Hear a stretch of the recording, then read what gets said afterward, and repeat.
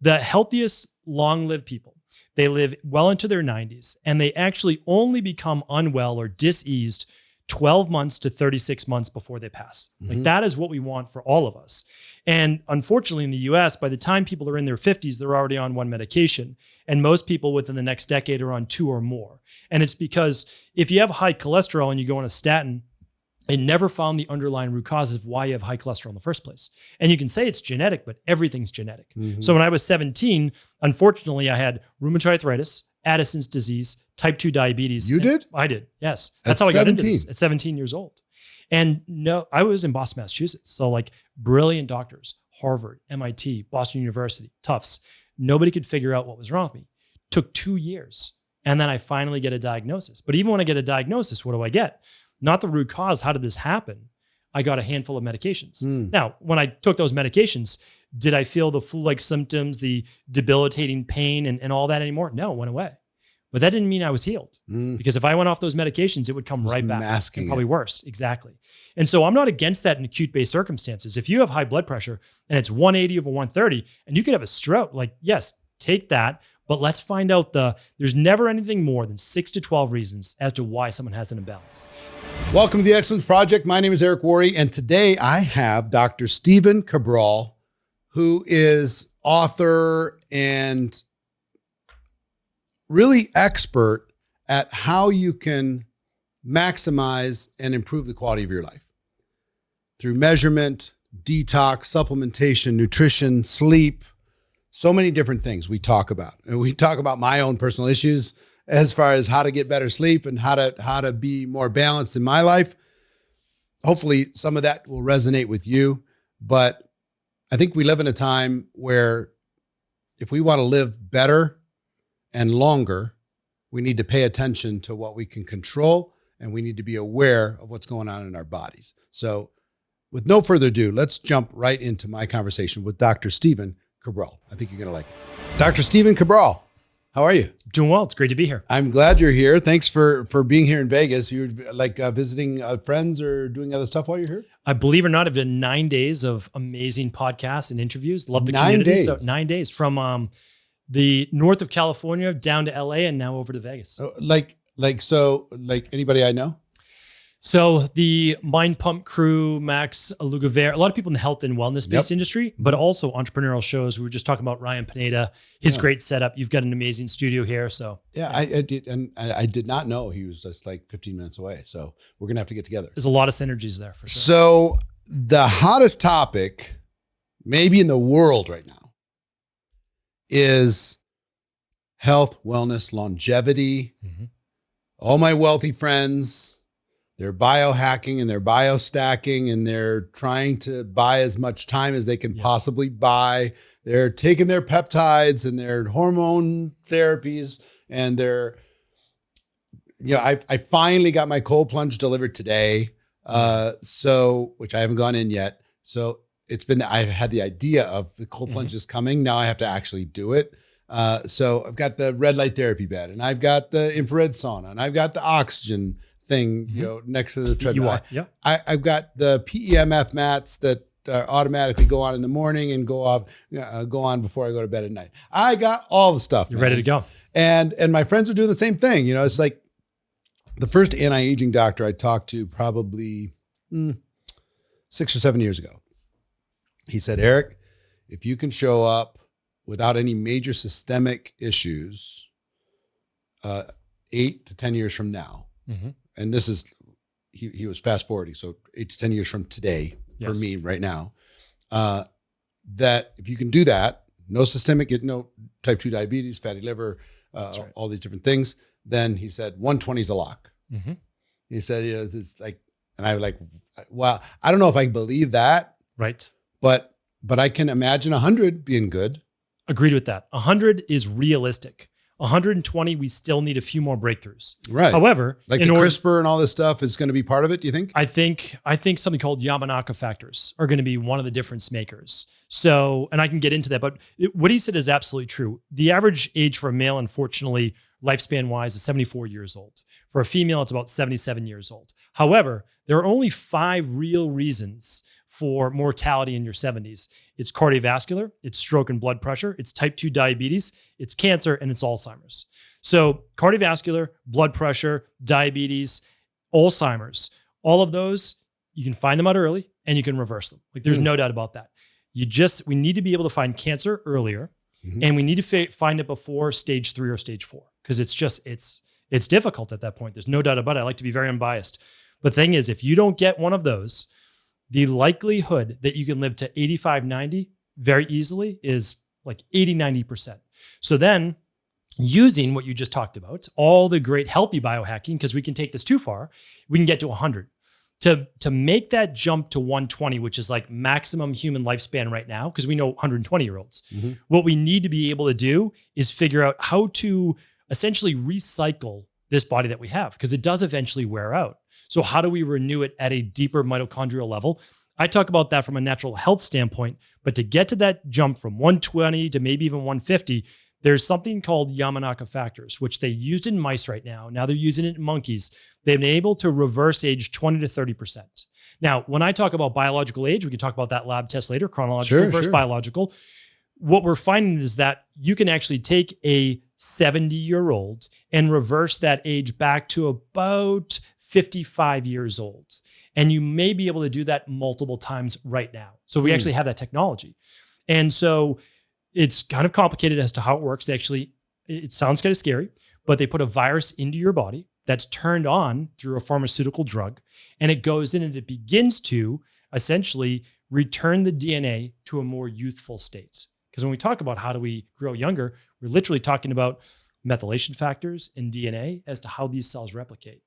I think there's a lot that we need to happen before that, because you can't buy health. That's one of my biggest things, is like, you can't just buy that and be healthier. You need to be following the nutrition, the exercise, the steps, the sauna. You can't buy it. But if you're doing that and you add this, I think sky's the limit. Yeah. So I want to talk about all this. And I would, Gary Breck is a friend. Yes. We've had him on as well. And, just in a similar vein, and he's blowing up like crazy. Yes. And, as you are, people talking about this, people doing all these different things. This nerdy stuff is being popularized. People like you that are taking these bigger concepts and making it sexy for people who want to live better, longer. The idea of what I heard somebody say this maybe a week or two ago. Not as much interested in lifespan as health span. Yes. How long can you be healthy? Because you don't want to be drinking out of a tube or something for the last 10 years, with a ventilator and whatever, it's getting you to hold on. You want to be able to like have a vibrant life. There's a jellyfish that is immortal. You know about this jellyfish? Well, there's a couple. There's the jellyfish. There's what's called the immortal chicken heart, and then there's the hydra, which is essentially immortal. The jellyfish one. This is just a story I heard. I have there's a wine bottle out there that I could show you that has the jellyfish on it, and it's the whole story of it. Which is it ages, and then it grows younger. And then it ages, and then it grows younger, ages and grows younger. As far as they can tell, infinitely. Wow. So when I see that, and I see all this stuff, the crazy things that happen, I saw an Instagram reel that was showing a chameleon just in the last moments of life. It was passing. But its skin was like going every possible color, like in rapid succession, like it was like reliving its whole life of everything it had ever walked by and ever.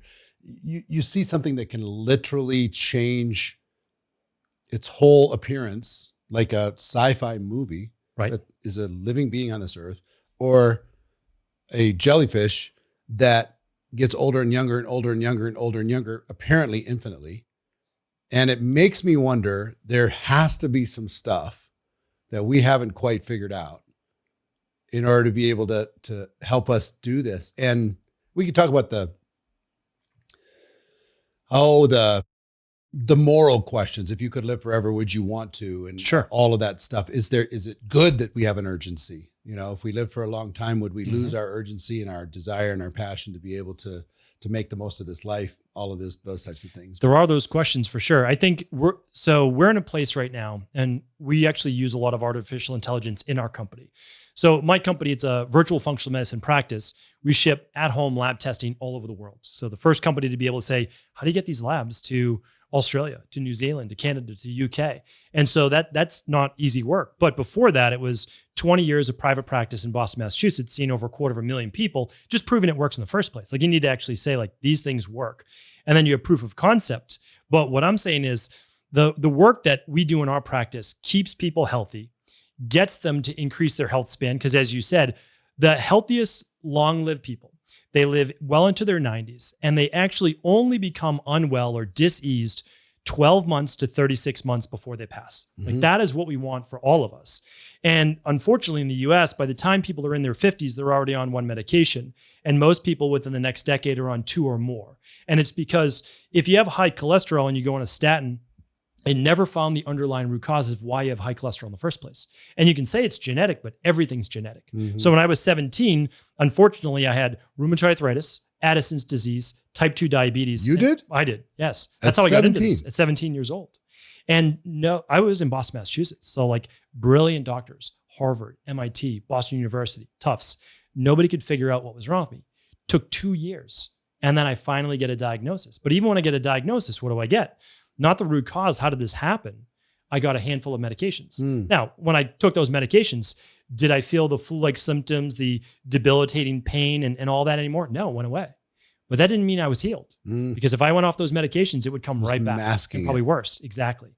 And so I'm not against that in acute-based circumstances. If you have high blood pressure and it's 180 over 130 and you could have a stroke, like, yes, take that. But let's find out there's never anything more than 6 to 12 reasons as to why someone has an imbalance.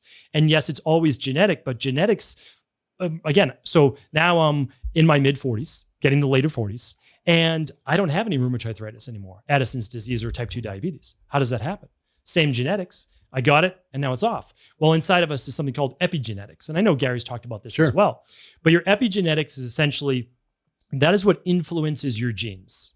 And there was an amazing study called the Danish twin study, identical twins they looked at, and they went off and lived their own life. And what they found was that we have a genotype, that's how we're born, and then we have a phenotype, it's what we become.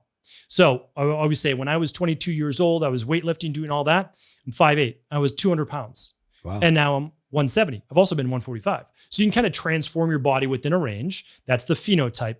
But what they found is that all disease is anywhere from about 10% to 20% genetic.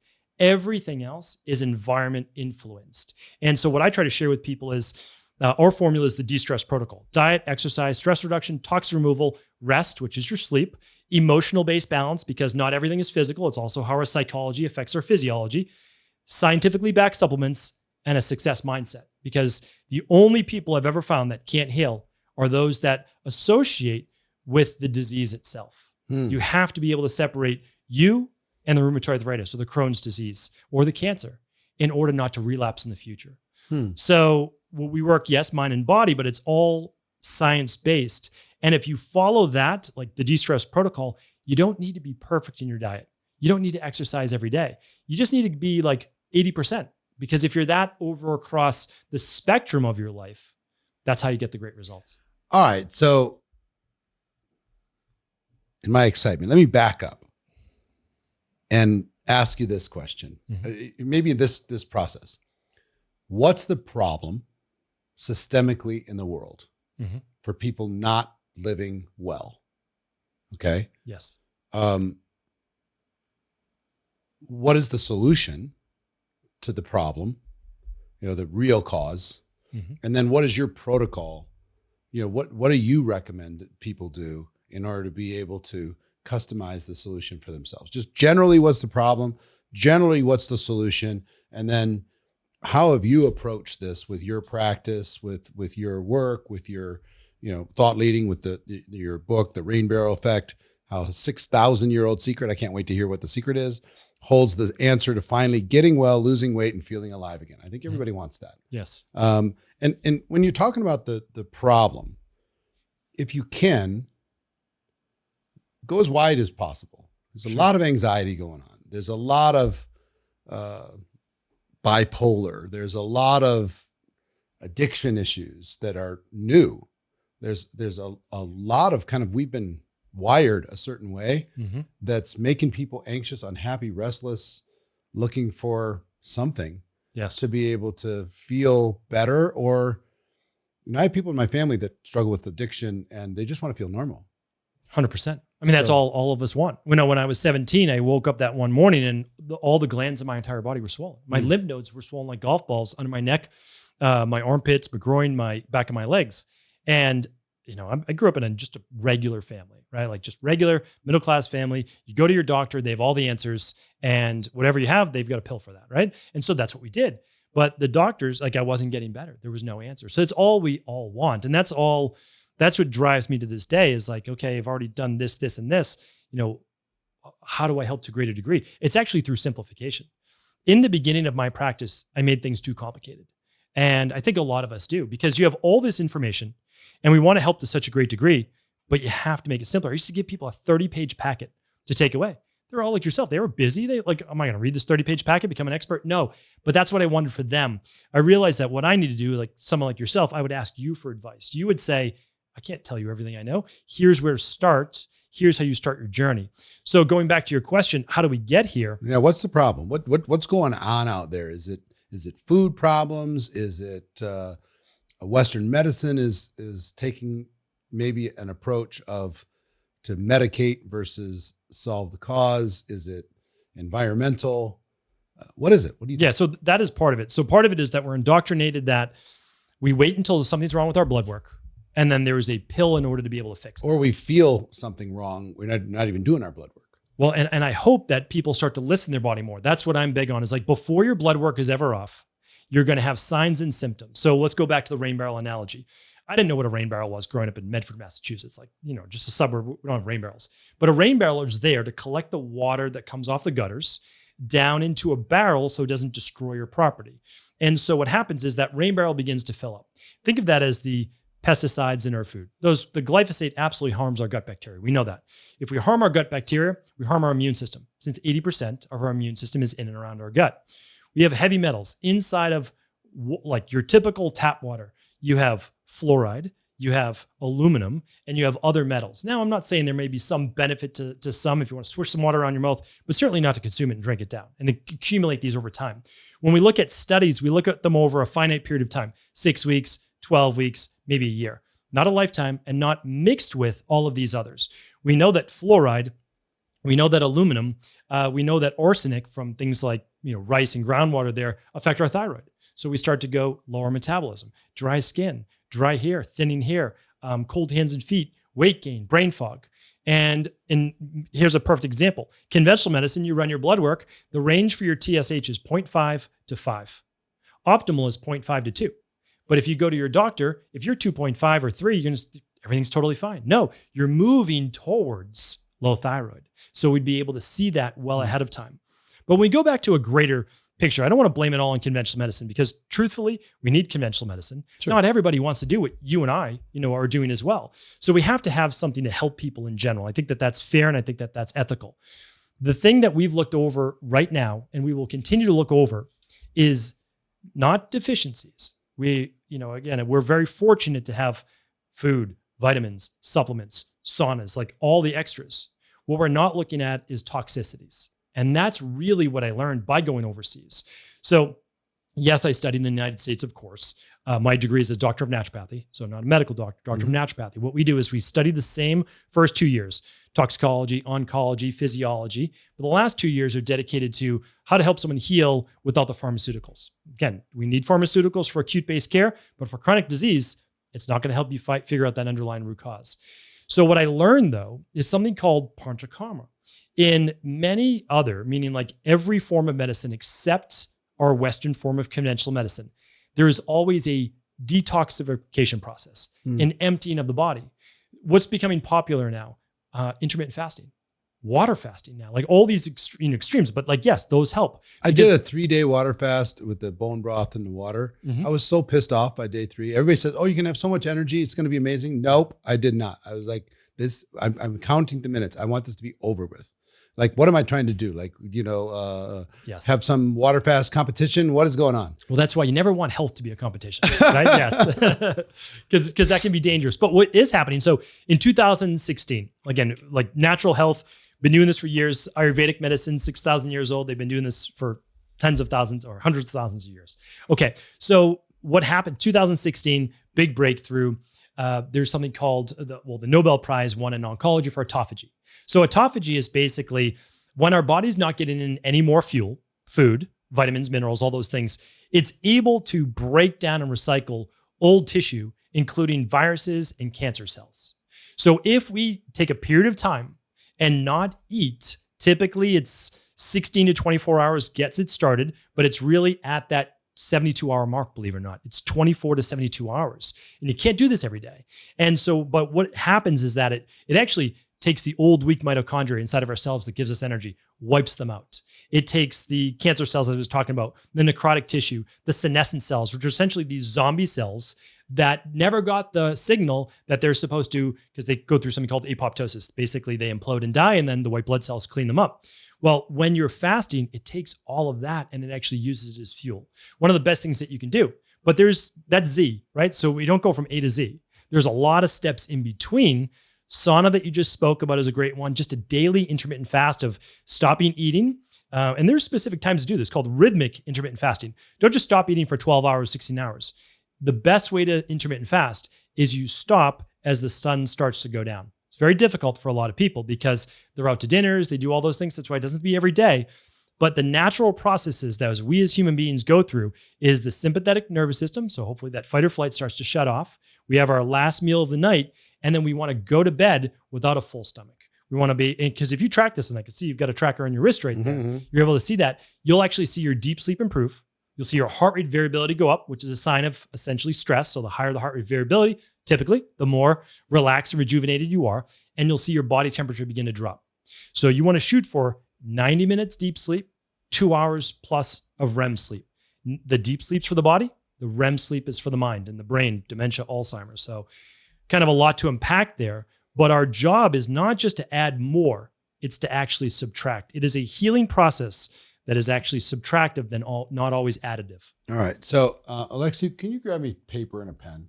I need to take notes with this stuff, because anytime I have somebody smart, I'm like, I need to, because this is personal for me. I want to get all the answers to this stuff. Thank you. Appreciate it. So would you say generally step 1 is to detoxify? So step 1, before you do anything, is to measure, I'm guessing? It's to measure, exactly. Measure, all right. So that is the most important step. And what are the measures that a person should do, and how regularly should they do it if they want to be optimal? So blood work that you would typically do with your PCP or your favorite functional medicine health company. That's your lipid profile, which is your cholesterol, your CBC, it's your complete blood count, and you're looking at your essentially overall blood metrics. Now, the one thing I want to mention about blood is everybody needs to run it, ideally every 6 months. However, blood is called a homeostatic fluid, meaning it's the last place to go wrong if there's disease in the body. So when I was 17, the only thing off was my white blood cells. The doctors could clearly see I was sick, but no other markers that they were running were off. They didn't know what to do. So you've got your blood work, you just run it because you actually want to catch disease if there's something there. And then only one time do you need to run your genetics. And so you run your genetics one time in your life. Then you have that information. And I would say it's good to know your genetics, but don't overreact to them.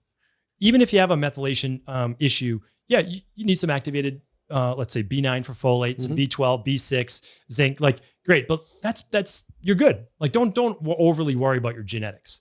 But then after that, there's something called at-home functional medicine lab testing.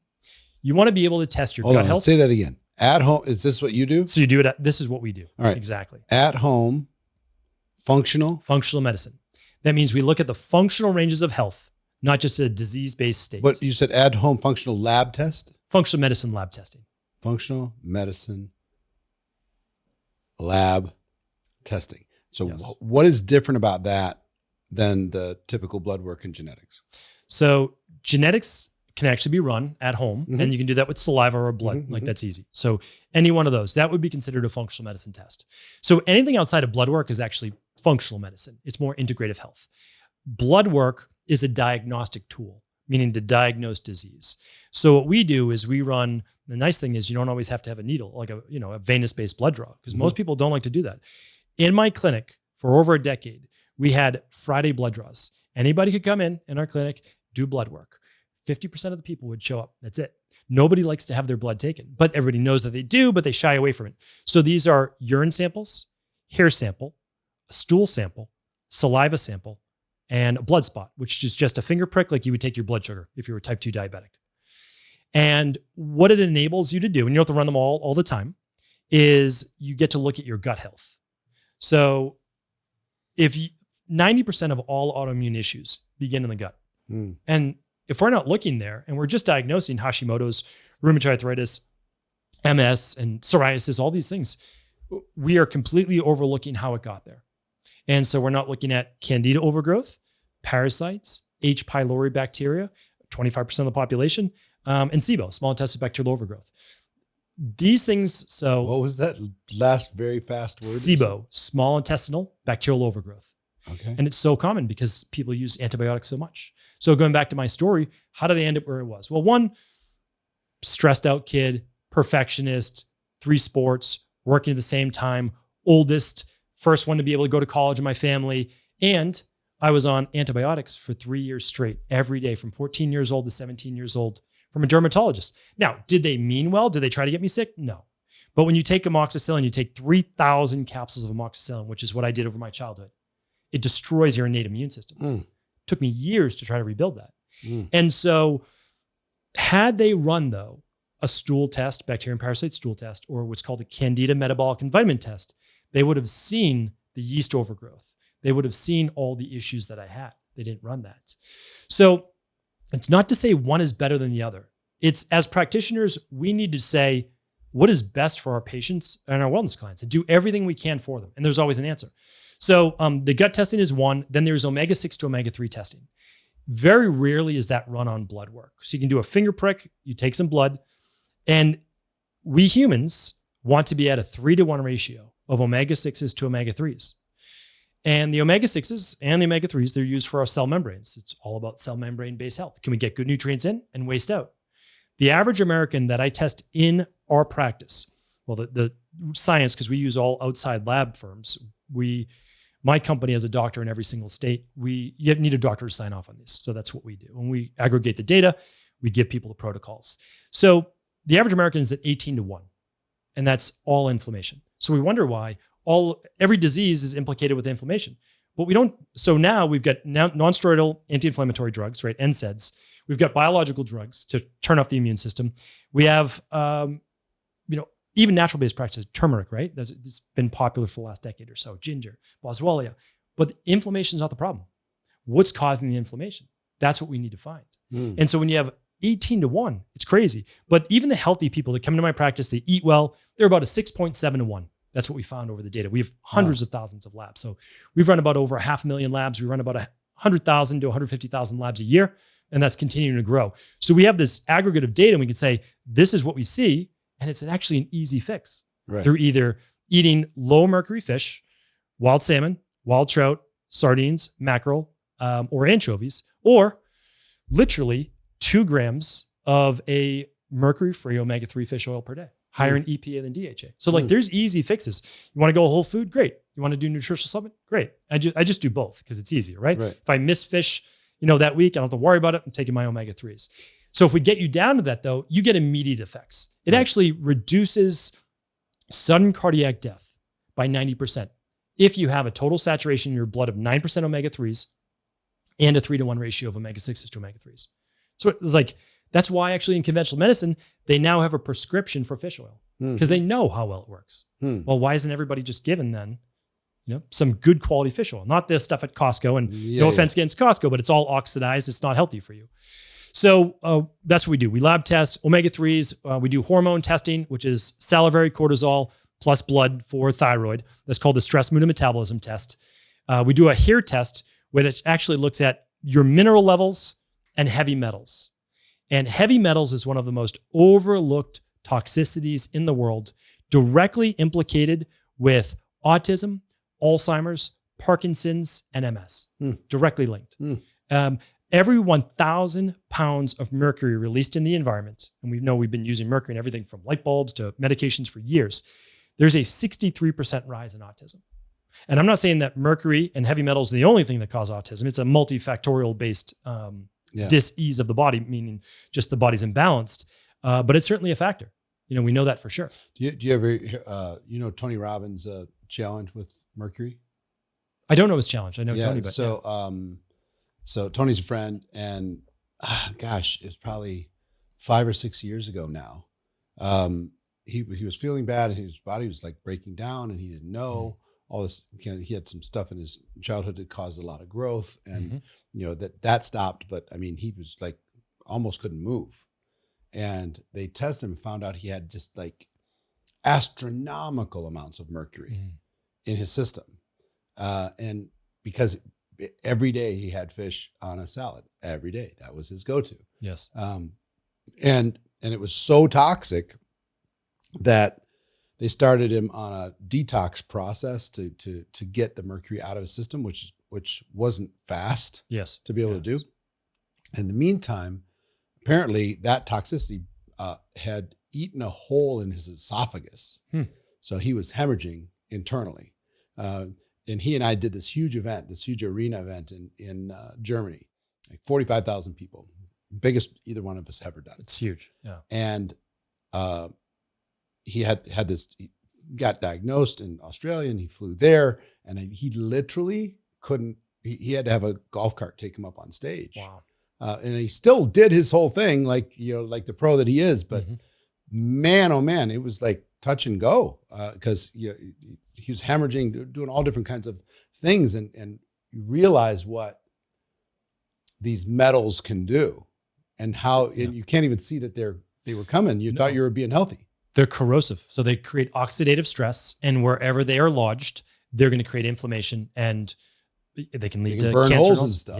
Yeah, it's not. So when I turned 50, I went and did the executive physical at Mayo, 3 days, and whatever it was, $15,000, and they test everything. Which I do think when you get to a certain age, you should test everything. We have something called regularly. High Performance Health, and we recommend the full body MRI, the heart screening. So we agree with that. Like those aren't necessarily every 6 months, but and we talk about that with Alzheimer's, cancer. They're a must. They're going to be a game changer for society. Yeah, I mean, and total blind spots. I knew that my blood work needed help, and I needed to lose weight and all that other kind of stuff. Needed to change my body composition, but I didn't know that at the time there was a basal cell carcinoma that on my show I never even would have known. Sure, never even thought.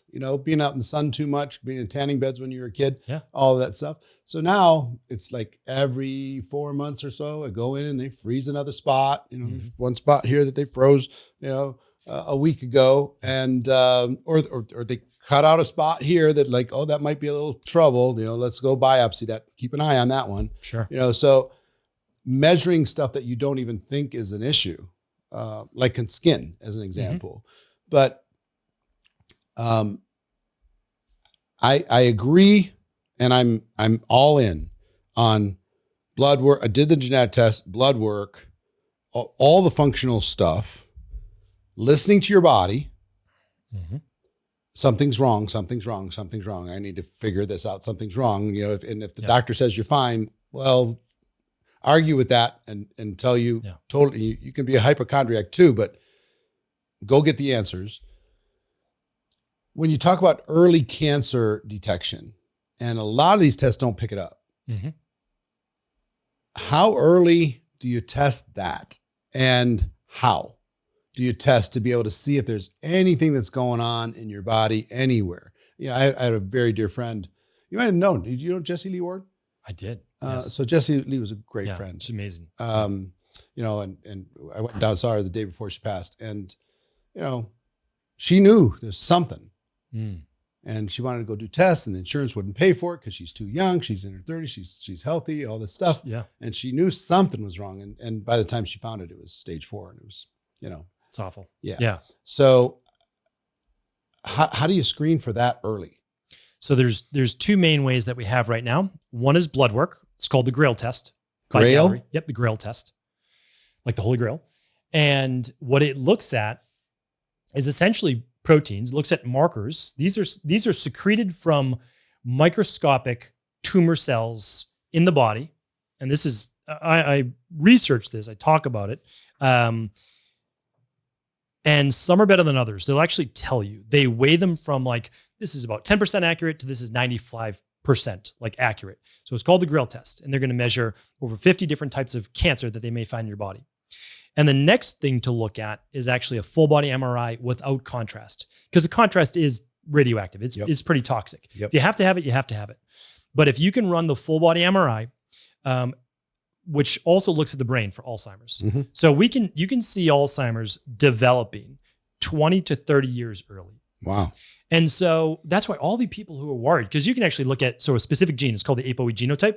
And if you're a 3-4 or 4-4, you're more prone to Alzheimer's, 93% more if you're a 4-4. That doesn't mean you're ever going to get Alzheimer's. It just means you're more prone to get it. So, but just because you see that gene doesn't mean that you should worry about it. You can look at it and then you can follow specific protocols. 9 out of 10 people have reversed their Alzheimer's with this specific protocol. It's called the MEN protocol. I think it should be customized based on the individual that you can run through the at-home lab. But just know that in the study, 9 out of 10 people reversed their Alzheimer's. They stopped it or reversed it. One person didn't. They had terminal Alzheimer's. It's like terminal cancer. Really hard to reverse it at that point. When you have terminal Alzheimer's, you literally have holes in your brain. So that's difficult, of course. There are limits right now. So you have the full body MRI, and then yearly you can just go back for a torso MRI. And that will look at all of your organs and lymph nodes to see if you have any cancer growing. And it can find it as early as stage 1. So it's very impressive. All right. So let me try and summarize this, because I want to get once we get the measurements done, then we know what to. The first protocol is foundational. Yes. Yeah, so foundational. So summarize for me. When should a person start testing? How old? As early as possible, and here's why. Early as possible for what? Just genetics and blood? Everything. Everything. And the reason is let's say you're 50 years old. I'm talking about a 25. Well, that's what I'm saying. At 50, let's say that you go to a doctor and they want to put you on TRT or peptides or whatever it is.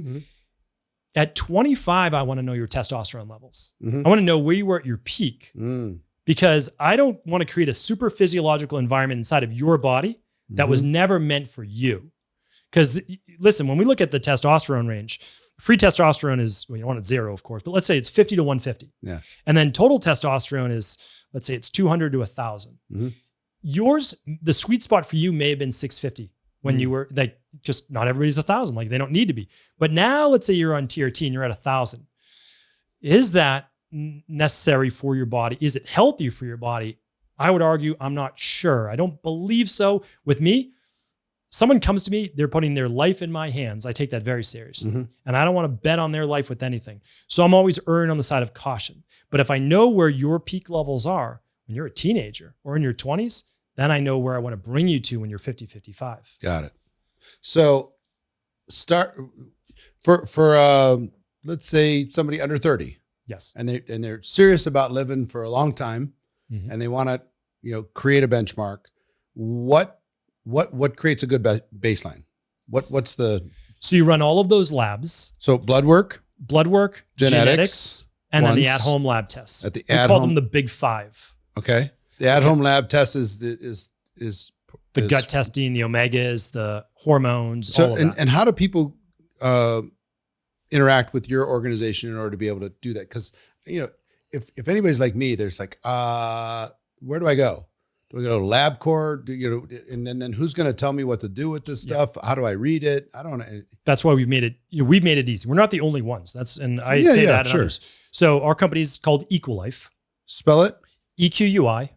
EQUI. .life. LIFE. And that's the website. And people can go there. How much does it cost to go do this at-home functional medicine lab testing? $4.99 for the starter kit. That gives you the gut testing, the vitamin levels, the mineral levels, and the heavy metals. Okay. And then for the omegas that we spoke about, the food sensitivities that we didn't speak about that cause inflammation even from healthy foods, as well as the hormone profile, thyroid, vitamin D, and blood sugar, hemoglobin A1C, insulin, that is $12.99 and includes the starter kit. $12.99, and if you want to be more comprehensive. That's right. And that includes then a coaching call, because I think that's really important to go through your results, through the stuff, and a full protocol that's built for you. Okay. So what we try to do is take an entire practice and just make it virtual so anyone in the world could do that. But I would say this is a bigger thing. And I think Gary's company does this as well. It's all HIPAA compliant, and the data is never shared with anybody. Health insurance organizations, even your doctor. Now you can share it, but it's private. I think this is going to become a bigger issue in the future. Sure. And I like to think it should be kept private. Yeah. Does insurance cover this? It does not. Yeah. So this is out of your pocket. This is your investment in your health and your future. Yes. And if you're under the age of 30 and you're healthy, you run it once. Yep. Maybe you do it every couple of years. Now, if you're 35, 40, you want to do this annually. If you have a health issue, you'll do it every 6 months until you get better. And then when you're better, you go to annual. If you're over 50, then what? Over 50, I'm still doing blood work every 6 months, even if you're healthy. You don't need to do the genetics again. And then you're only retesting, because remember, the body's not static, the at-home labs that were off. Meaning like if you had omega-3 levels off, okay, you'll retest it in 12 weeks, because typically a protocol is around 12 weeks. Make sure you're within alignment, you're good, then you wait for your annual date. Most people do it January 1st or on their birthday. They pick one time of the year and they rerun it every year. I do mine twice a year. I just like to be a little thorough. Sure. Yeah. And well, it's your business. It's too, my business. Yeah. Right? Yeah. So it's like, hey, give me another one, so I can tell everybody what I did. That's true. Let me show my perfect blood work.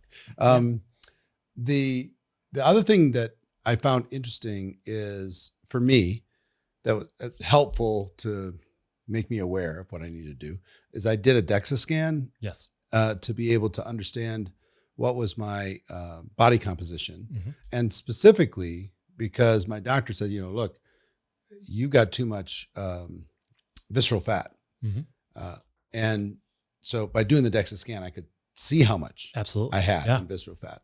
And if you're not careful, if you don't reverse this, you could tip into fatty liver. And once you do that, it's a heavy lift.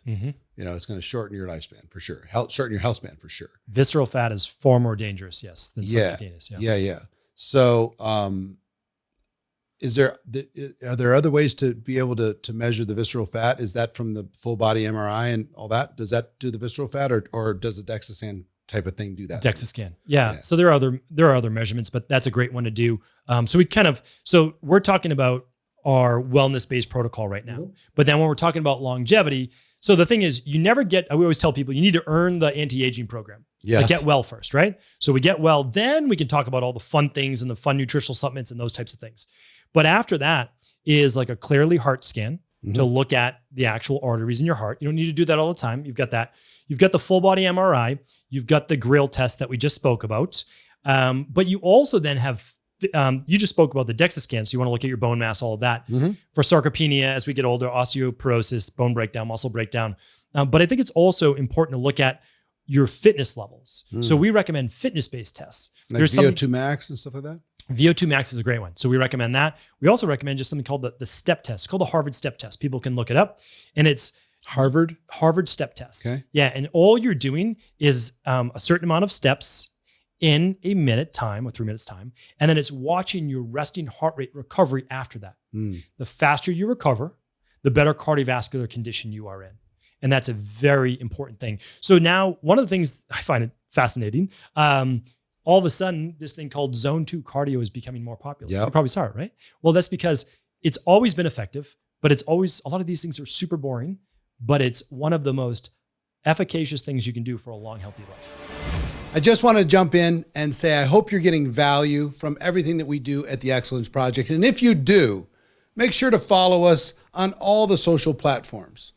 If you look up Eric Worre or the Excellence Project, you can find us on Facebook, Instagram, TikTok, YouTube, LinkedIn, everywhere where you get your content on social media. Find us over there. We'll continue the conversation. Back to the podcast. You know what's funny is Gary told me about this. Like, okay, zone 2, that doesn't sound too painful. I can do that. No.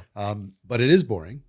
Yes. So I found this like walking desk treadmill. Mm-hmm. I'll put the link in the show notes on Amazon for $300. Mm-hmm. And it's nice. I mean, I can put my laptop on there, my phone, my water, whatever, and I just do my Zoom calls. I do meetings, I do conference calls, and I just walk. It's do the same thing. Mine folds up, goes onto my standing desk, and I have 3 of them in this house. I have one on the outside TV where we're sitting and watch a hockey game or something while they're playing our football. If they're doing that, I'm going to be walking. Mm-hmm. I've got one in my office, and then there's another one in another part of the house. Because at $300, like, it's perfect. So anyway, I'm that little hack. If you're going to be on a Zoom, walk while you're on a Zoom. Mm-hmm. If you're going to do a online meeting, walk while you're on the meeting. If you're going to watch TV, you're going to binge something, walk while you're binging. Agreed. And it doesn't need to be that much. I mean, it's 3 miles an hour, 3.5 miles an hour, something like that. That's all you need. Yeah. And 100%. and with the Whoop, it's telling me, and for me, zone 2 is going to be like 115. Yeah, you're gonna be right over 100 to about 125 beats. Yeah. Yes. Yeah. 115, 120, whatever. And people can just do an incline walk if they want, so they don't need to jog. Or believe it or not, sauna for many people gets their heart rate high enough to mimic zone 2 cardio. It does. And that's one of the big benefits of sauna, not just the heat shock proteins, but it mimics cardio. So it's pretty fantastic. All right. Yeah. So we got all the measures. Yes. And a lot of people are going to be resistant to preventative measurement. Most people like, I get my tooth hurts. Now I got to go to the dentist. That's right. Or, my stomach hurts. I need to go see what's going on with that. Mm-hmm. So it's all symptom based versus seeing, looking for stuff you can't see that's not there, doing all this testing. Once you get the testing, what's your typical protocol? What do you do in order to be able to? Do you just kind of take these things and fix the imbalances, or what do you do? That's the What's step big 2? part. But let's say this: so in an ideal world, people would take their lab tests because you want to see where you are at baseline, and then you do something called a 21-day functional medicine detox. That's just a foundation. What that involves. So step 2 is going to be a detox, that's right. Of some sort. It's going to be a subtractive process. Purging the stuff out of your system. The best way to think of it is you've got a cup that's full and you're pouring more water into it. It's not going to take as well. So empty that cup first so that every nutritional supplement, every food is absorbed that much easier, that much better. Got it. So what are all the ways to detox? So we do what's called a functional medicine detox. And that's because we know through science how the liver works. It uses B vitamins and zinc and other nutrients to essentially liberate these fat soluble toxins. So think about the glyphosate that we talked about, the benzenes, whatever it is. So the biggest, let's say, hit on detox, like, well, your liver is always detoxing, so you don't need to detox. It's true. Your liver and kidneys are always detoxing. So is your skin. And so what we want to do, though, is support that to a greater level. The hardest time the liver really ever has is when you're on antibiotics or you're losing weight. Antibiotics kills off a lot of bacteria. All that needs to be filtered through the liver. And that's why people can have what's called a Herxheimer reaction, headaches, joint pain, flu-like symptoms. But the same thing can happen when people maybe do a water fast or they lose weight, because your fat is called your adipose tissue, and it stores these heavy metals, hormones, all sorts of different things. We work with Olympians, professional athletes, whoever it might be, and people will often hear, oh, this person tested positive for this small picogram amount of this drug. Well, they may have not taken anything for 5 or 10 years, but some of that was stored in their adipose tissue. And now when they've dropped 20, 30 pounds, it's actually in their bloodstream. What we do for the liver is give it the nutrients it needs, the vitamins and minerals, plus what it's typically missing to turn it into a water-soluble toxin, which is called the sulfur-based amino acids. So that is the methionine, the taurine, the N-acetylcysteine, the glutathione, which is now becoming more popular. Yep. That then enables you to get rid of it through a bowel movement, through urine, through sweat in the skin, or even huff it off through the lungs. So that's what we're trying to do. But it's not just that. It's 2.5 days of liquid-based fasting, which is easier than a water fast because you're getting the micronutrients that you need. And then it teaches you meal timing, intermittent fasting, anti-inflammatory diet plan, adding in a little bit more plant-based food, and then allowing the body a time of rest. That's really what you're trying to do. In addition to that, if you can do sauna and walking, that's all we ask. That's the goal. Got it. So detox is kind of like step 2. Yes. Do everything you can to just kind of reset. 7 to 21 days, whatever you're committed to. And then you do that right before your call with your integrative health practitioner. Got it. And then they personalize a plan for you based on the exact nutrients your body needs, but also your intake. Let's say, oh, I want to work on visceral fat. Well, we know there's like 2 main ways to work on visceral fat. Please tell me. Specific nutrition, but also high intensity interval-based training. So the zone 2 cardio is amazing. The HIIT training, but so the zone 2 is not going to get me there. It will help. It will certainly help. But we know vigorous training is also a differentiator for that. Yeah. Believe it or not, there's some, and I'm not cold plunge for everybody, but a cold plunge for you could actually be beneficial in that way to turn to what's called what are they brown called? adipose. The cold shock proteins. Cold shock proteins are essentially just like heat shock proteins. Yeah.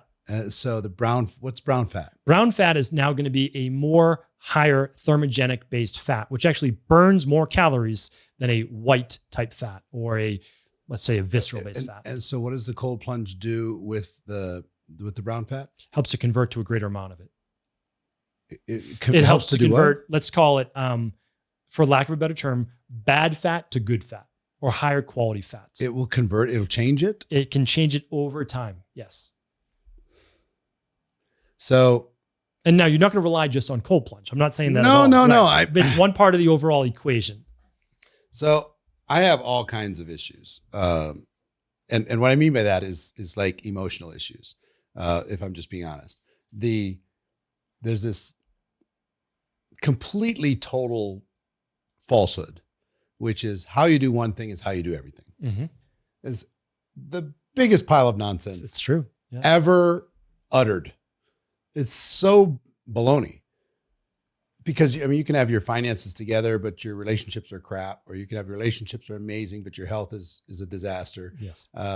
So for me, entrepreneurship, business, all that stuff has always been fine, varying degrees, but the health journey, man, is it my weak spot. So I've been working hard on it for the last couple of years. I had this, I interviewed Richard Branson like 2 years ago. Yeah.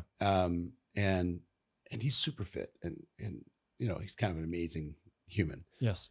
And I asked him at the end of the interview, I said, so Richard, what is, in your opinion, for people, entrepreneurs to have the best next 12 months ever? This was in December. What do they need to do? And I was expecting all different kinds of things, but he looks me straight in the eye and he says, they need to get in the best physical shape possible. I'm like, really? And at the time, I'm like 235. I didn't know at the time, but like 35% body fat. And I'm bloated and looking, he's all lean and, like a tiger. Yeah. And I'm just like a hippo asking the question. And I'm like, he said, after age 50, especially, people go one of 2 ways. Either they get as fit as possible or they let themselves down. Yeah. And I was like, damn it. All right, shit. And I was doing like a 90-day coaching program. So I just decided to hold myself accountable to that group while I was coaching them on business stuff. So I went and got my DEXA scan, like, all right, here we go. So I've got it from 34, 35% to down to, we'll see, because I got a big measurement coming up and I got a big bet in a month. We'll see. The goal is to be in the teens, because I think I was born more than 20% body fat. Like it came out of the birth canal at more than 20% body fat. But so, and down the weight has been not as dramatic. I mean, from like 235 to like 207 or something like that. Yeah. But added a lot of muscle mass. That's why during that period of time. Your genetic makeup is it's unlikely that you reach the BMI of 19 to 24.9. You have more mass, like you just do. But what I would look at for you are the cardiovascular measures. So we just talked about Harvard step test, the max VO2, all of those parameters. And I would try to look at your waist hip ratio, which is a huge factor. Because if we know that you're going to have more, like, so for example, I'm 5'8", I weigh 165 to 170 pounds. Like that's even at the high end of the BMI. Right. But like for my body, like that's perfect. I've also had a client though, that was 5'8", 205. And that was lean for him. I got him down to 195 and it was actually too thin. Yeah. He had calves the size of like basketballs. No exaggeration. It's not like he was a bodybuilder, just a big guy. So what we focused on was actually waist hip ratio, overall fitness, making sure his omega-6 to omega-3 levels are, because the biggest things you have to watch for with being you're more mass, more anabolic is the cardiovascular, the blood pressure, and diabetes. So we need to look at those. So if those are in check, your nutrient levels are in check, and your fitness levels are in check, we don't have to worry as much. Now, if you can get yourself to 18% body fat, well, men in great shape are 14 to 18%, women 18 to 22%. So it's a great milestone to shoot for. Yeah. So for me, there's two things is I found at the time that my total body fat was like 34%, 34 something. And my visceral was 5.5 pounds, 5.5 pounds. I'm supposed to be under 1 pound. Yeah. So that's down now to like 3.5. That's great. But man, is it tough. I've changed a lot of body composition in that period of time, but dude, it is. So you're saying it's hit. Well, part of it is. So going to do that. The strength training is still helpful. The zone 2, absolutely helpful. And for you, I'd be careful until you get to your weight of putting in a lot of jogging or high impact right now. Well, I would do hill walking. I'm very, very, very concerned. Most of my training now is about injury prevention. Honestly, like I'm going to push it, but I do not want to get injured. For sure. And you're out of the game. Yeah. So I agree. I would do incline walking if I were you. I'd start at a 5 incline and each week I'd go up by a degree until you get to like a 12, we'll say. And so where do you want to get your heart rate if you're going to do this? You just want to do up and down? You can. I would look at, for now, high end of zone 2. That's what I would do to get yourself at a good cardiovascular capacity. 125? Yeah, 125, 130. Yeah. Doesn't take much it doesn't. For me to get there. That's what I'm saying. But you will see though over time that you could never do an incline of 12 at, let's say, a speed of 3.0. Yeah. Because you'd be at like 145. Sure. But once so we take it down to whatever level to get it there, and then we gradually increase that incline. So we know that as you increase that incline and your heart rate always stays the same, you've improved cardiovascular fitness. That's important because remember, HIIT is all that is important, but I don't know that we need to get there yet. So we always have levels for people. You're going to live a long, healthy life. We get to that in 6 months, right? But let's get you there first.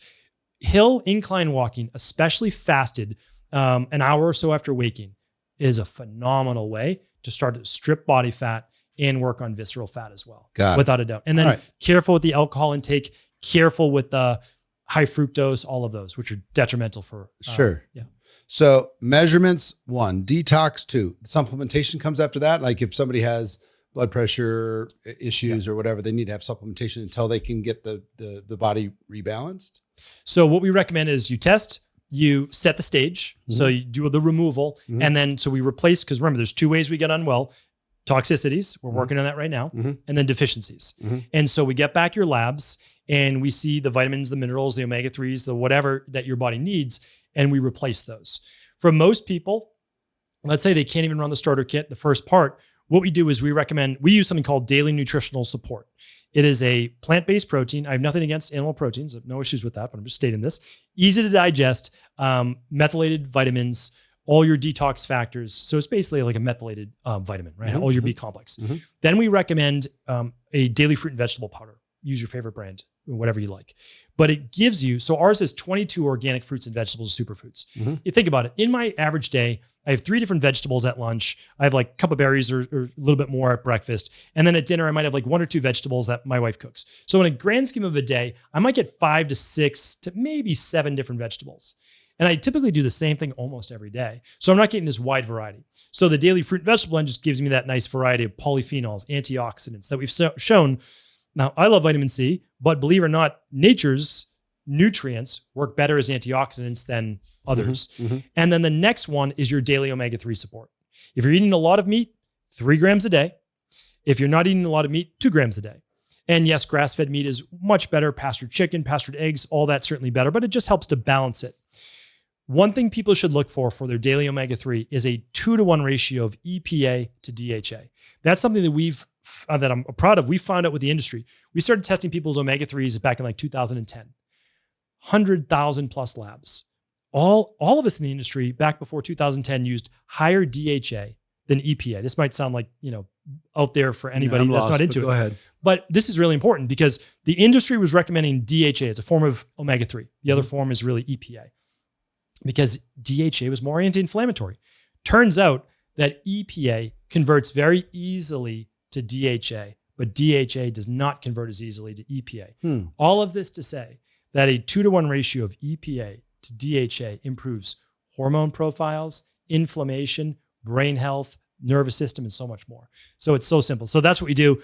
And then it's so simple, he says. All these acronyms and all this stuff. Let me tell you how my brain works. That's not simple. You're right. But taking 2 soft gels a day is very easy. No, I get it. But I mean, here's how dummy proof I have to have this. Because if there's any friction for me, compliance goes out the door. Agreed. Yeah. I have to have a no, and I recommend for everybody, figure out a way to have the least friction possible for your health protocol. Yes. And the most accountability built in possible. So I'm bougie. I'm wealthy. I have, no excuses. I have a chef. I have, trainers. I have an assistant. So when I get my protocols, I have the assistant set it up for me.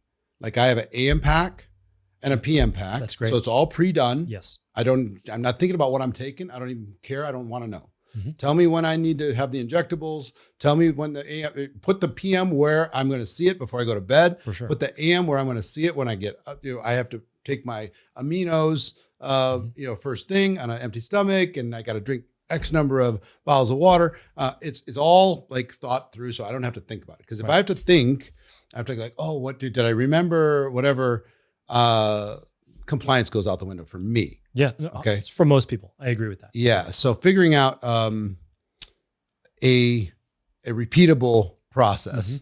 Well, going back to that, I used to have that 30-page packet that I talked about. Sure. And then nobody used it. And so now we actually don't begin with more than 3 things. That's it. And ever. What are the 3 things? Are they different? Not really. Okay. So if someone has a major imbalance, of course, we're going to dive right into that. But we're starting with food, starting with supplements, starting with sleep. And the reason is that you can't outdo anything if you're not eating well and sleeping well. So we immediately dial in sleep, which is not difficult to do. I used to be a complete insomniac. Yeah, we talk about that. I mean, please, can we talk about that? Because I'm struggling right now. I just finished a 2-day mastermind, which was intensive. And I'll tell you what my Whoop sleep is. It's awful. Yeah. Last night, my HRV was 24. I had 3 hours and 22 minutes of sleep, 0 REM, 23 minutes of deep sleep, 259 light. That was last night. And today I'm a wreck. I'm destroyed. Yesterday was 357 and I had 2 14-hour days, high intensity days. Yes. Which was 1 hour of deep sleep, 42 minutes of REM, and 2 hours of light. The night before that I had, and my HRV for that was 36, which was good for me. Yeah. What's a regular day? 7 hours typically, What's something your like deep that. REM on those days? The night before was 634. I had 131 of deep and 141 of REM. Okay. It's not bad. We're trying to shoot for 130 of deep and we're trying to shoot over 2 hours of REM. And the night before that was 130 of deep and 49 of REM for 715. If I go one more, 747. You know how much I would give to have 8 or 9 hours of deep, restful, like blissful, wake up, rested sleep? I'm not there. I had 1 hour of deep and 148 of REM that night. Believe it or not, you're not far off on the days where you're not obviously at the highest level of intensity. And that's just, think about this. Let's say you've got a sports car and you're running it hot for 3 or 4 hours. Your engine is just not cooling down close enough before bed. So you're not going to get deep sleep. So there's a formula called the 3-2-1 sleep formula. 3 hours before bed, no food. 2 hours before bed, no water or no liquid, so you're not waking up. And then 1 hour before bed, no screens. So no blue light, no screens. And it makes it a little bit easier for people so that 1 hour before, you're trying to do some breath work, you're trying to read, and you're just you're cooling the engine, right? You're kind of coming out of that fight or flight, because the majority of your deep sleep's the first 4 hours of the night when you go to bed, and the deep sleep's repairing the body. And the REM sleep starts to take over. Now, there are sleep stages that you move through, but the REM is for the mind. And if you find yourself less than an hour of REM or even less than 2 hours where you want to be, the mind has too much on it. Too much. It's trying to file away everything that just happened from the day. And so I always recommend, just like you just said, here, the next day is already set up. If anything's on my mind when I go to bed, I immediately get up, I write down whatever it is, plan it out, and then the mind doesn't have to keep it there. So there's a couple things to look for. If your heart rate is not dropping within the first 2 hours, then your body is not cooling down fast enough. And the other part is that, I don't want to go too much into it, but your body temperature should drop as well. So your body temperature and your heart rate should drop within 2 hours of you going to bed. And that's how you're going to signal to your body that kind of hibernating state to get into more deep sleep. See, my my body temp was up 1.4 degrees. My resting heart rate was 77. Is that your typical resting heart rate? It can get down to the high 60s. Okay. But so we want to work on that. 70s. And the zone 2 cardio will help. And the with HRV, man, what can I do to get your HRV up? If your HRV is in the mid 30s, that's not bad. It's really not. It was 24 last night, but yeah. But so 30s is okay. It really is. So I've worked with Dr. Jay Wiles. I've worked with Dr. Patrick McEwen, all sorts of individuals. Because we always see online, there's these amazing individuals and their HRV is like 100 or 120. I'm not going to say that they don't work towards, but they've got great genetics that, I don't think that any time in my life. What's yours? It's typically 55. But I had to work with that. Like my HRV was, so this is way back in the day. It was in the teens when I was sick. Like that was my HRV, 12 to 18. And it took a while to get up just to the mid 20s. That was my early 30s. And then over the last 4 years, I've specifically worked to improve my HRV. Resonance breathing, which is breath work, was one of the main things that I did, as well as improve my cardiovascular fitness and really dial in that sleep. So before bed, let's go over this. So there's a few reasons why your body won't get into a restful state. One, high levels of excitatory neurotransmitters, and I'm sure you have those. So all great entrepreneurs are just loaded with dopamine. So they are the ones that have the drive, the ambition, the leadership, the get up and go. To do, man. It's just, but you're driven to do it as well. That's dopamine and norepinephrine. That has to be turned off at night. And what has to turn on then? I want somebody to hit me in the head with a hammer. And I want to wake up and I want an anesthesiologist to come to my house and put me to sleep, and I'll wake up in the morning. Yes. I want to close my eyes and wake up rested. That's what I'm dreaming of right now while I'm sitting here talking with you. But like now my head hurts. I've had 7 hours sleep in the last 2 nights, and 100%. And I'm like, my body's not happy, from this. And 2 nights ago, I'm like, I went to bed early. I'm just going to go chill. Yeah. Got in bed at 9 o'clock and just no screens. I'm just gonna at 3 a.m. I went to sleep. Because your body runs on rhythms and routines. And so the number one thing I did for insomnia, so we can talk about the neurotransmitters, all those great things. Please. The number one thing that I did though, was I went to bed and I woke up within a half hour of the same time every single day. So that was really difficult. So for me, again, I had to pass up going out all these late nights until I dialed in my sleep routine. And then my body knew that at 10 p.m. and between 9:30 and 10:30, that was bedtime. So but I started to cool down the engine before that because my engine runs hot as well. But no matter how much sleep I got, I always woke up by 6 a.m. between 5:30 and 6:30. See, and here's my struggle is if I'm behind on sleep and I'm sleeping at 5 a.m. or 6 a.m. or whatever it is, I feel like forcing myself to wake up when it took a long time to get to sleep is counterintuitive. Like I should get those minutes when I can get them. Yes, that's agreed. Short term versus long term. Like what are we looking for? Right. So we said, a lot of people believe that they're night owls, and I don't. We can get into No, discussion I don't believe if you want. that either. But the truth is, if you went outside in nature, you would wake up with the sun within an hour, and you would go to bed an hour or two after dark. And so the closer that we can get you to that circadian rhythm will help improve overall function of the body. There's no doubt about that. Now, what I would say to you is this: you can sleep in and get your rest, but we do something called the deep sleep routine. So basically, you are taking something called Adrenal Soothe. What is it? Ashwagandha, L-theanine, phosphoserine. It's just knocking down your cortisol levels for you. And then you're taking magnesium. Magnesium then is doing what? Stopping fight or flight, the sympathetic nervous system. And you're using liquid melatonin, which is a powerful antioxidant. And what's that doing?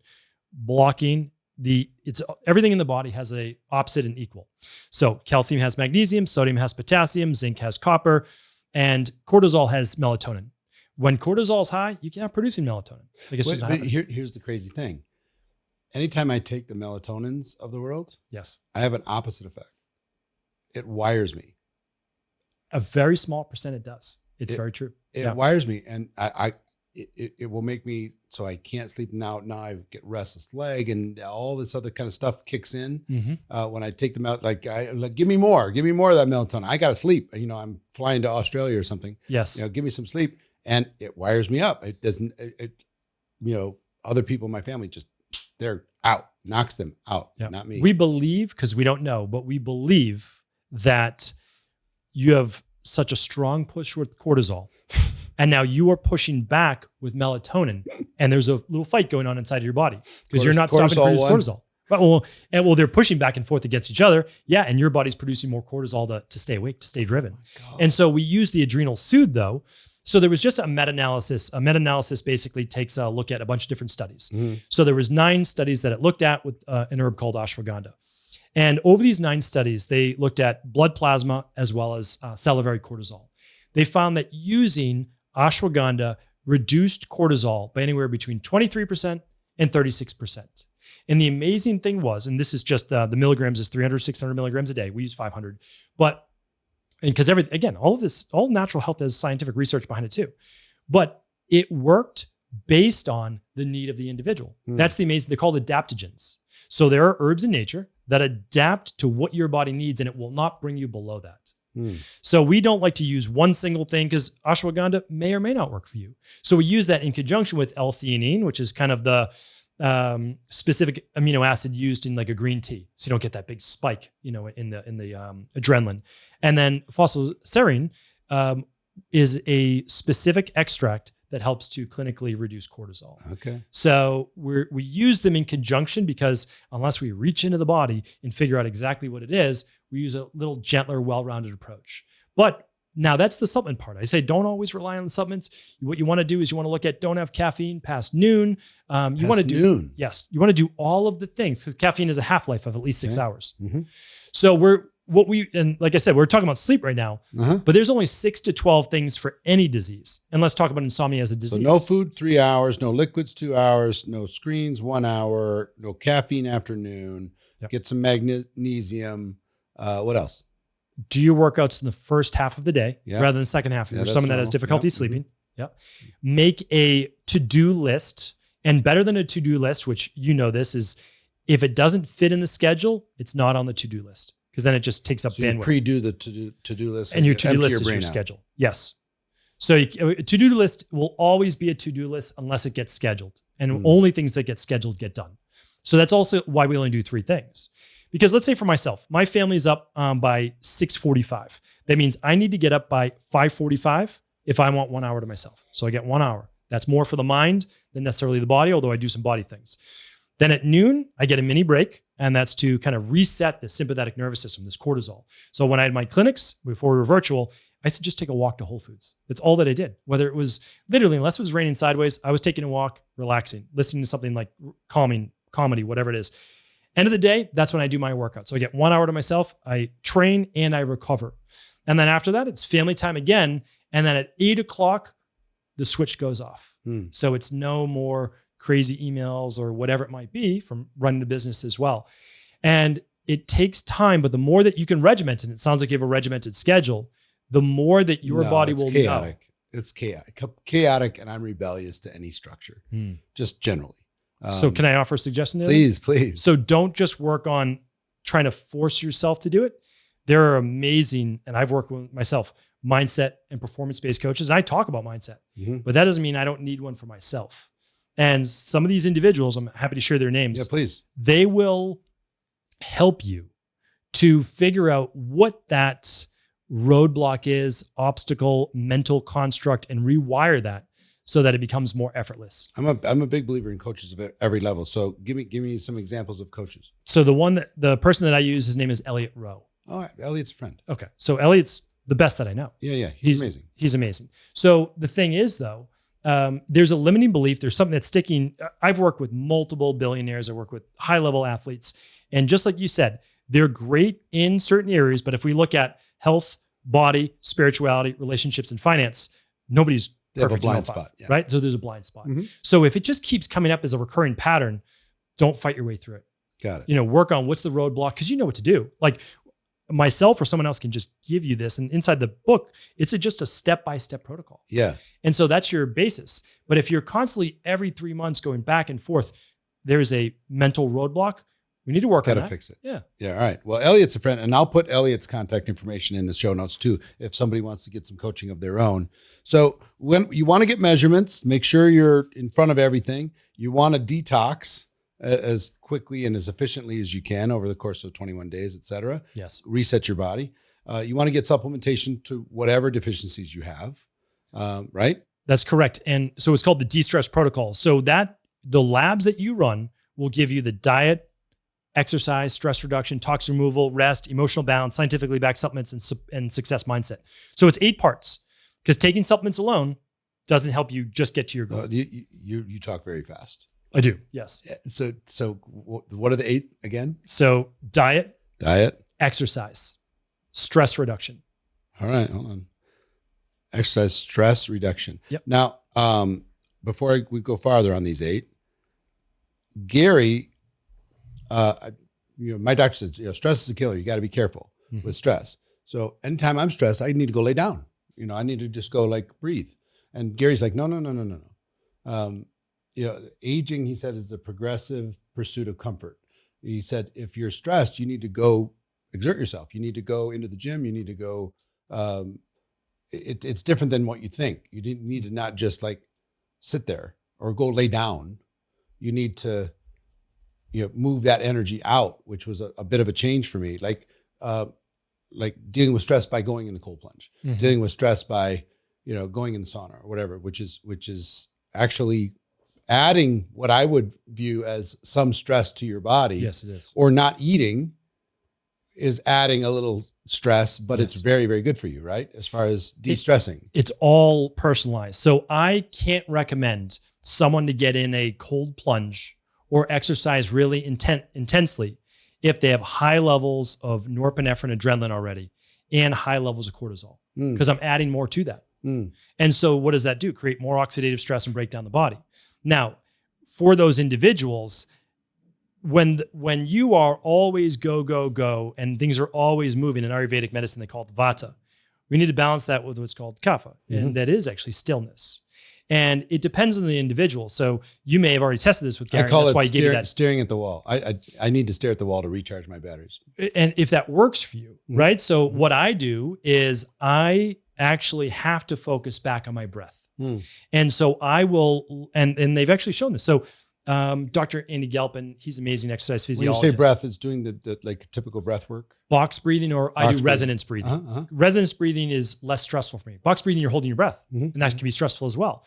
So what I do is post weight training workout. Box breathing or resonance breathing. So you can Google that Or YouTube videos on it. Your right. Apple Watch actually has resonant breathing right on it. And all you do is you watch a circle expand and then contract. Okay. And you link your breath work up to it. If you watch your Whoop strap or Oura Ring or whatever it is, you will see your HRV climb. I can get my HRV up to 100 doing resonance breathing. It's unbelievable. So I lie down, not directly after a weight training workout, but 5 minutes. Then what you do is you lie on a PMF mat. Okay. And I know that you have one of those. You can be anywhere. You can just lie on the ground if you want, if you don't have a PMF mat. And then you just do resonance-based breathing for anywhere between 5 and 10 minutes. Now, you don't have to do a workout for this. There are great acupuncture or acupressure mats that you can lie on. I have one in my office. For me, that raises HRV. It shows resilience coming back in my body. It lowers heart rate. So that works for me. Others, they may need to hop in the cold plunge, and then they have to force themselves to relax. And that does work for some individuals. So I preach bio-individuality. I say there's not one for everything. Fair. But if you're go, go, go, what's the balance of that? Stop, stillness, slowness. All right. So at some point we need to get you It's a balance. All right. So 8 things, back to the 8. Diet, exercise, stress reduction. What's number 4? Toxin removal. Heavy Metals, viruses, chemicals, pesticides, glyphosate, whatever it might be. What's number 5? Number 5, de-stress, R's, rest in your sleep protocol. Rest and sleep. So we just talked a little bit about rest. There's non-sleep, non-sleep deep rest, NSDR. That would be your 20-minute meditation or your going for a walk. So I like to do what's called a walking meditation. I can't even comprehend meditation. Most people can't, to be honest. That's why I happen to do just my brain would just get, it's fireworks when I'm trying to do that. It's very difficult for me. So Elliot actually has an app, Prime Mind, I think. And you can just listen to the binaural beats. Binaural beats helps to sync those brain waves. And people can just look up binaural beats. I got to call Elliot. So I got to call Elliot, man. Put him on Elliot, brother. What the heck, man? He's fantastic. All right. So rest and there's emotional balance. 6 is emotional balance? Emotions, yep.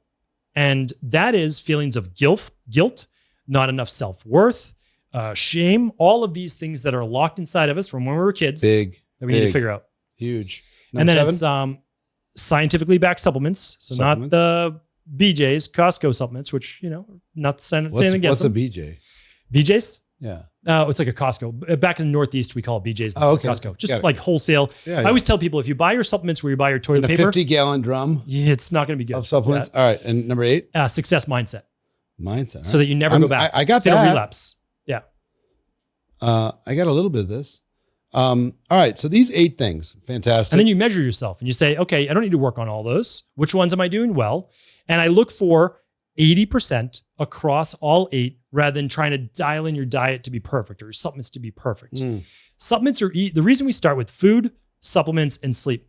The supplements are mindless. You take whatever your body needs, you don't need it, and then they fortify you. Great. So now hopefully, because keep in mind that our body does affect our brain, right? So the gut-brain axis and also something called your physiology affecting your psychology. Tony Robbins talks about this. Psychology affects physiology. That's done. Nutrition, pre-plan your meals. Know exactly what you're going to eat the next day. And then the last part is the sleep, because some people, I think like yourself, are just able to push through even when they don't get sleep. But many people aren't. The majority of people aren't. So they're not going to exercise. My body's not feeling like it today. It's like not at all. I mean, I have to like listen. When we're done here, I'm going to just go stare at the wall and try and reset. 100%. But all right, let me see if I can summarize some of this stuff. And this is all fantastic. Thank you for kind of humoring me going through this, in my simplified average Joe brain of this. Measurement is fundamental. And whether it's blood work, genetic, at-home functional medicine lab testing, which you do. Yes. Grail tests for cancer stuff, full body MRIs, Harvard step test for recovery, omegas, gut health, all of this. You have a service that does that. You have a company that does that, equi.life, EQUI.LIFE. Yeah, correct. .com? No, not .life. We're just .life. Equi.life. That's right. And you got a $500 kit and a $1,300 kit. Yes. Which includes some personalized help or not. No, it includes all of it. Yeah, we want an end-to-end service. So we explain the results to you, which is really important, and then the personalized plan for you. Yep. Yes. So if you have a doctor that'll take care of that, or a process that'll take care of that locally, do that.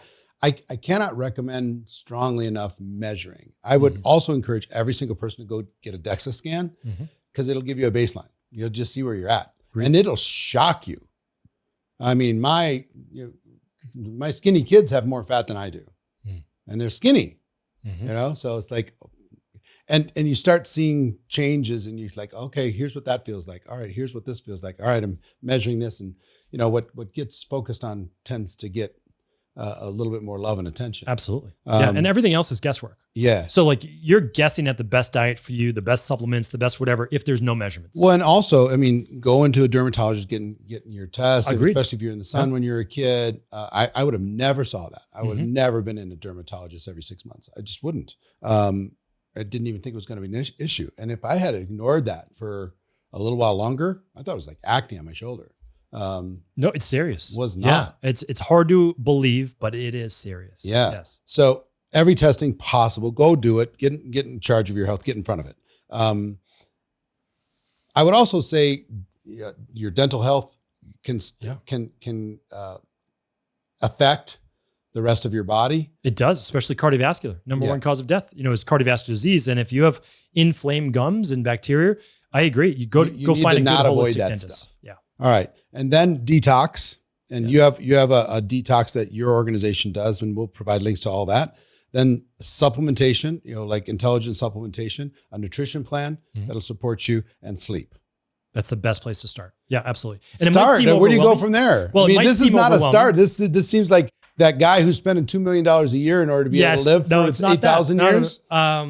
Believe it or not. So like the testing seems overly complicated, but it's a urine sample here. Like pretty easy, right? And then the detox is you have to eat. So it's just giving you a meal plan of what to eat, how to fast, all those different things. So that's straightforward. It doesn't even cost more than, typical food. And then you've got a personalized plan for supplements for you. And we don't go overboard because we know you're not going to take 20 supplements. Like that's crazy. So we start with the ones that are most important. Yes, some people will. And then sleep. But there is more, right? But you don't get to do the more. The more would be the sauna that you're talking about, red light. It'd be I can't just do that stuff and skip all this. That's right. Can't do that.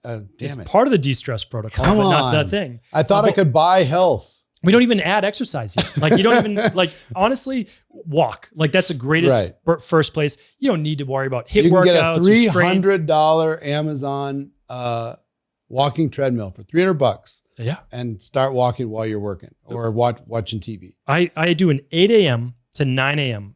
walk and talk every single morning, Monday through Friday.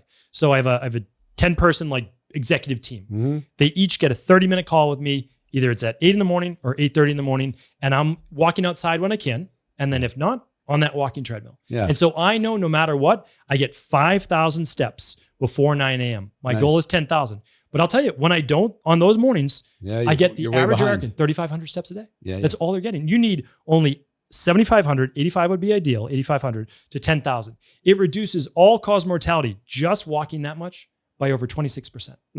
That means all cause of death go away by 26%.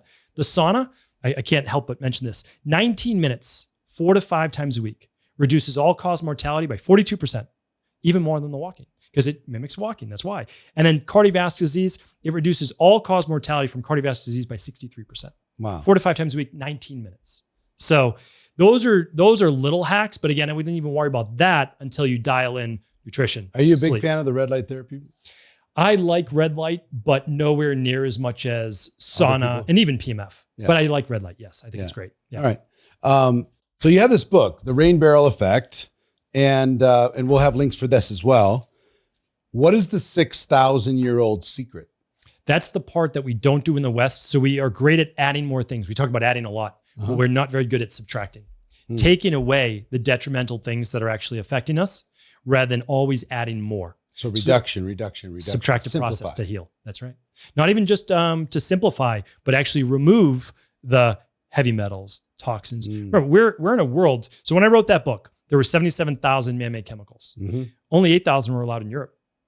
Now there's over 100,000 and there's over 10,000 allowed in Europe. Now they're obviously much less, but every year we have more chemicals that are affecting our body. Why do we let so much in the United States? Is it the lobbies? Cheaper. It is the synthetics are much less expensive and they can also be patented. And that's a big part. So it's always profits over people. But if we know that, we can start to just remove those from the body over time. Yeah. And I don't like to put fear in people's eyes, but we have to be aware, because whether aware or not, it still affects us, right? Like with business, with work, whatever, relationships, just because we're not aware doesn't mean it's not affecting us. Sure. So we want to open people's eyes to this. They can start to do like a 1-for-1 trade with, say they're using like aluminum pans. Okay, let's move to stainless steel. And it doesn't have to be all at once. Just a little bit at a time. What's the one pan that you use the most? Once you become a little bit more educated. That's right. You start with measurement. You start with measuring, because that will raise your awareness of what's going on. Exactly correct. And it makes it so bio-individualization will be this thing that you start to hear more of. And it means what works for you isn't necessarily going to work for your spouse or your neighbor or your friend or your gym buddy. You need what works for you. Now, we're all humans, so we need foundational support. But what you want to dial in ultimately, what's going on inside of your body. And I will say, once you know, you will also know the body pretty much always breaks down in the same way genetically, like for you. So if you know how it broke down over time, you know what to watch for in the future, because there's a very succinct pattern that happens, unless of course exposure to something and or mercury, like Tony exposed to. Do you have a podcast yourself? I do, the Cabral Concept. The Cabral Concept. We'll put links for that as well. The rain barrel effect, they can get that. I'm guessing on your site or Amazon or correct, those types of things. The detox you have available, the testing, the at-home testing and coaching you have available. Elliot Rowe as kind of a mindset coach. Yes. My buddy Elliot, primed mind and all that is fantastic. Why do you do what you do? What's the mission? So it started when I was 17. I didn't get the help that I felt I needed or deserved, to be honest with you. I went to 24 different specialists and medical doctors. Some were nice, and they said, we literally don't know what's wrong with you. That was nice. Some said it was all in my head. And as a impressionable teenager, that was very difficult to deal with. So I went in a very dark place. When I saw my first alternative health practitioner, and I was 19, they ran these same exact labs. That gave me hope for the very first time. I didn't get well right away because this is the late 90s. We didn't have internet. There was no sharing of ideas. Now they're school. I've actually trained 5,000 other doctors and health coaches how to do this. And so, because it's not about me. I mean, this is now about something bigger. So it's like, well, I do a daily podcast. It's 15 minutes long, but it's because this is the information I should have had. Let's make it available. Education is everything. That's right. Right? I mean, we don't own any of this stuff. The truth, what's happening, and we all have access to the information. It's just what we're going to do about it. Open sourcing is one of the most beautiful things that I've seen. I mean, you teach it, obviously. You open source your information. Yeah. So in my life, I want to be able to give away at-home lab tests for free. That's my goal. Now, what you do with that is your decision. Right. But if I can do one thing, and I think I'll get there one day, is that I'll be able to just give you the first step. What you do with it after that is up to you. But let me get you started and get you access to something. I'm guaranteeing over 9 out of 10 people have never heard about these labs. No.